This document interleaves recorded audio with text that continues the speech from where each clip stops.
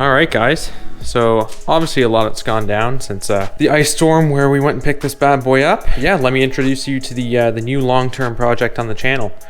It's a 2004 KX 250F, which is pretty exciting. These things are known to make quite a bit of power. They're also known to blow up quite a lot, which is what happened to this one. Now, we have most of the parts to fix this one. We have the bottom end, which is completely rebuilt, a new piston. The cylinder is totally fine. The only thing we need is a head. Now, we're not going to go as crazy as we did with the YZ, which literally everything was touched, every single nut and bolt. On this, we're just doing simple things. Gonna paint the frame. The rear shock is fine. No need to mess with that. All the plastics are new. We might get a graphics kit for it. Wheels are quite dirty. Obviously, we'll clean them up and check the wheel bearings, but I think they're okay.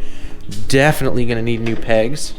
Those are sketchy eBay ones. Fork seals need doing. Brakes need bleeding. New levers would be nice. This has a very similar carb to the 450, so we're gonna do the hot start delete on this too, because no one likes that. We deleted that because all it did was make the bike shut off and run too rich when you turn right because it pulls the cable. But yeah, shortly after picking the bike up, the entire garage and basement of my house flooded. We had all the parts stacked up over here. I managed to save the bottom end, which is what I was worried about. Every single piece of the engine was sitting on the floor and a lot of it got soaked. So I had them sitting next to a dehumidifier for like a month.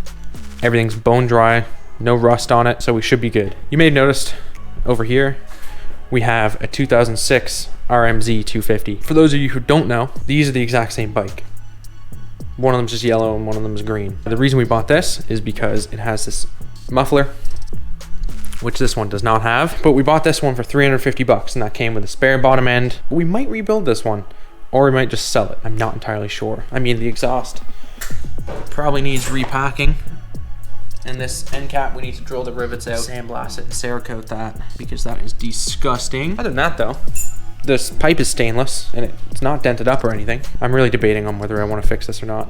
Would be cool. I'm gonna take you inside now and we're gonna have a look through all the engine bits. There's the bottom end.